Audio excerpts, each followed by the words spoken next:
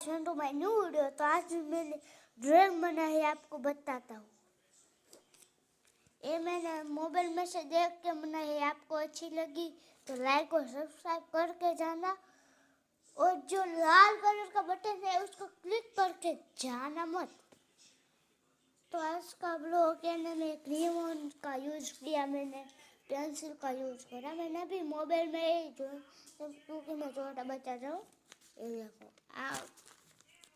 मैंने की तो थी ऐसी, 2 बार मैंने ऐसी की थी। પછી मैंने अच्छी પછી આને પાક બનાવી લઈ। ગાઈસ તમારું નામ લખીને કોમેન્ટ કરજો કા। તો આનો વિડીયો આના જ ખતમ થાય છે, કેમ કે આજે કાંઈ ઘરમાં છે નહીં। આજે તમે કાંઈ પતંગ લીધી?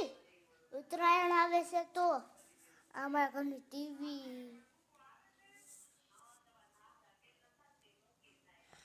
આજે કઈ મજા એટલી ન આવી। 10 કલાક લાગી ગયા અને દોરવામાં હું ગઈશ। તો આજનો બ્લોગ આના જ ખતમ કરી। Bye bye, Tata, C you.